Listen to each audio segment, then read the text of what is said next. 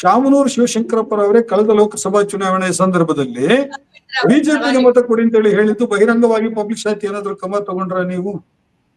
ಇಲ್ಲ ಅವಸರ ಮಾಡ್ಲಿಲ್ಲಲ್ವಾ? ನಿಧಾನಕ್ಕೆ ಅದನ್ನು ಬಗೆಹರಿಸಬೇಕು ಅಂತ ಹೇಳಿ ಹೊರಟ್ರಲ್ವಾ? ಈ ಬರೇ ಮೈನಾರಿಟಿ ಸಮುದಾಯದ ನಾಯಕರ ಮೇಲೆ ನೀವು ಯಾವಾಗ್ಲೂ ಅರ್ಜೆಂಟ್ ಆಗಿ ಯಾಕೆ ಕ್ರಮ ಕೈಗೊಳ್ತೀರಿ? ಈ ಪ್ರಶ್ನೆ ಇವತ್ತು ಮುಸ್ಲಿಂ ಸಮುದಾಯದಲ್ಲಿ ಉದ್ಭವಿಸಿದೆ. ಅಂದ್ರೆ ಕಾಂಗ್ರೆಸ್ ಪಕ್ಷಕ್ಕೆ ಅದು ಏನು ಅನುಮಾನಾತೀತ ನಿಷ್ಠೆ ಮುಸ್ಲಿಮರದ್ದು ಕಾಂಗ್ರೆಸ್ ಪಕ್ಷಕ್ಕೆ ಇರಬೇಕು. ಟಿಕೆಟ್ ಕೊಡುವಾಗ ಮಾತ್ರ ಆ ನಿಷ್ಠೆಗೆ ಬೆಲೆ ಇಲ್ಲ. ಈಗ ದಾವಣಗೆರೆದು ಇತ್ತೀಚೆಗೆದ್ದು ಬಿಡಿ, ಇದಕ್ಕಿಂತ ಮುಂಚೆನೂ ಆಗಿದೆಯಲ್ಲ 21 ಟಿಕೆಟ್ 2023ನೇ ಚುನಾವಣೆಯಲ್ಲಿ ಎಲ್ಲ ಮುಸ್ಲಿಂ ನಾಯಕರು ಒಟ್ಟು ಸೇರಿ ಕೇಳಿದ್ರು ಪಕ್ಷದ ಹೈಕಮಾಂಡ್ಗೆ 21 ಟಿಕೆಟ್ ಆದ್ರೂ ಕೊಡ್ಬೇಕು ಅಂತ.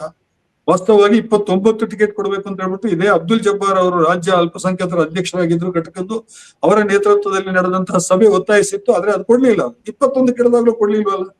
ಅಂದ್ರೆ ನಿಮಗೆ ಅಲ್ಪಸಂಖ್ಯಾತರ ಬಹುತೇಕ ಮುಸ್ಲಿಮರ ನಿಷ್ಠೆ ಬೇಕು. ಆದ್ರೆ ಮುಸ್ಲಿಮರಿಗೆ ನೀವು ಅವರನ್ನ ಶಾಸನ ಸಭೆಗೆ ಆಯ್ಕೆ ಮಾಡುವಾಗ ಯಾಕೆ ಈ ತರ ನಿರ್ಲಕ್ಷ್ಯ ಮಾಡ್ತೀರಿ? ಈ ಪ್ರಶ್ನೆ ಸಮುದಾಯದಲ್ಲಿ ಇವತ್ತು ಈ ಒಂದು ಪ್ರಕರಣದಿಂದಾಗಿ ಈಗ ಜೋರಾಗಿ ಚರ್ಚೆ ಆಗ್ತಾ ಇದೆ ಮತ್ತು ಬಹಳಷ್ಟು ದೊಡ್ಡ ಅಸಮಾಧಾನ ಹೆಪ್ಪುಗಟ್ತಾ ಇದೆ. ಈ ಅಸಮಾಧಾನ ಹೆಪ್ಪುಗಟ್ಟುವಂತ ಸಂದರ್ಭದಲ್ಲಿ ಮತ್ತೆ ಕಾಂಗ್ರೆಸ್ ಪಕ್ಷ ಜಮೀರ್ ಅವರನ್ನ ಸಂಪುಟದಿಂದ ಕಿತ್ತಾಕೋದು, ಇನ್ಯಾರನ್ನು ಕಿತ್ತಾಕೋದು, ರಾಜೀನಾಮೆ ಕಳೆದಿದೆಲ್ಲ ಆದ್ರೆ ಇನ್ನಷ್ಟು ಅವರೇ ಗಾಯದ ಮೇಲೆ ಉಪ್ಪು ಸವರಿದ ಹಾಗೆ ಆಗುತ್ತೆ ಮತ್ತು ಸಮಸ್ಯೆ ಇನ್ನಷ್ಟು ಉಲ್ಬಣಗೊಳ್ಳುತ್ತೆ. ಮತ್ತು ಅದರಿಂದಾಗಿ ಕಾಂಗ್ರೆಸ್ ಪಕ್ಷಕ್ಕೆ ಹೆಚ್ಚು ತೊಂದರೆ ಆಗುತ್ತೆ. ಯಾಕಂತ ಹೇಳಿದ್ರೆ ಒಂದು ಅನುಮಾನಾತೀತ ನಿಷ್ಠೆ ಇರುವಂತಹ ಸಮುದಾಯ ಕಾಂಗ್ರೆಸ್ ಪಕ್ಷಕ್ಕೆ. ಅದು ರಾಜಕೀಯ ಅನಿವಾರ್ಯತೆ ಇರ್ಬೋದು, ಬೇರೆ ಯಾರು ಗತಿ ಇಲ್ಲ, ಬೇರೆ ಯಾವುದೇ ಪರ್ಯಾಯ ಪಕ್ಷಗಳಿಲ್ಲ ಅನ್ನುವಂಥದ್ದು ಇರ್ಬೋದು. ಯಾಕಂತ ಹೇಳಿ ನೀವು ಶಿಷ್ಟ ಕ್ರಮ ಕೈಗೊಳ್ಳುವಾಗ ಹಿಂದಿನ ಉದಾಹರಣೆಗಳನ್ನು ಗಮನಿಸಿ. ಈಗ ಈ ಎಲೆಕ್ಷನ್ ನಲ್ಲಿ ನಿಮಗೆ ಟಿಕೆಟ್ ಇನ್ನೂ ತೀರ್ಮಾನ ಆಗಿರ್ಲಿಲ್ಲ. ಪ್ರಭಾ ಮಲ್ಲಿಕಾರ್ಜುನನ್ ಗೌರವಾನ್ವಿತ ಸಂಸದರು, ಪಕ್ಷದ್ದು ದೊಡ್ಡ ಹುದ್ದೆ ಇದೆ ಅವರಿಗೆ.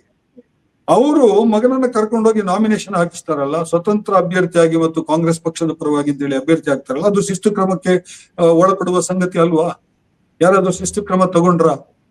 ಪಕ್ಷ ತೀರ್ಮಾನ ಮಾಡೋದಕ್ಕಿಂತ ಮುಂಚೆ ಇಲ್ಲ ನಾವು ಹೋಗಿ ನಾಮಿನೇಷನ್ ಹಾಕ್ತೀವಿ ಅಂತ ಹೇಳಿ ಹೇಳೋದು, ಅದು ಪಕ್ಷದ ಜವಾಬ್ದಾರಿ ಹುದ್ದೆಯಲ್ಲಿರುವಂತಹ ಒಬ್ಬ ಸಂಸದೆಯೇ ಮಾಡಿದ್ರೆ ಅದು ಅಶಿಸ್ತಲ್ವಾ? ಅದು ಅದ್ರ ಬಗ್ಗೆ ಯಾರಾದ್ರೂ ಮಾತಾಡಿದಾರಾ? ಅಂದ್ರೆ ನೀವು ಜಾತಿ ನೋಡ್ಕೊಂಡ್ಬಿಟ್ಟು ಶಿಸ್ತು ಕ್ರಮವನ್ನು ಕೈಗೊಳ್ತೀರಾ? ಬಡಪಾಯಿಗಳಿಗೆ ಒಂದು ಕ್ರಮ, ಬಲಿಷ್ಠರಿಗೆ ಇನ್ನೊಂದು ಕ್ರಮ ಅಂತ ಏನಾದ್ರೂ ಪಕ್ಷದೊಳಗಡೆ ಇದೆಯಾ? ಇದು ಜನಸಾಮಾನ್ಯರು ಇವತ್ತು ಎಲ್ಲರೂ ಕೇಳ್ತಾ ಇದ್ದಾರೆ. ಅಹಿಂದ ಸಮುದಾಯದ ಕಾರ್ಯಕರ್ತರು ಕೂಡ ಕೇಳ್ತಾ ಇದ್ದಾರೆ. ಅಲ್ಪಸಂಖ್ಯಾತರು ಕೂಡ ಬಹಳ ದೊಡ್ಡ ಸಂಖ್ಯೆಯಲ್ಲಿ ಈ ಪ್ರಶ್ನೆಯನ್ನ ಕೇಳ್ತಾ ಇದ್ದಾರೆ. ಸಮುದಾಯದ ಒಳಗಡೆ ಮತ್ತು ಹೊರಗಡೆ ಚರ್ಚೆ ಆಗ್ತಾ ಇದೆ.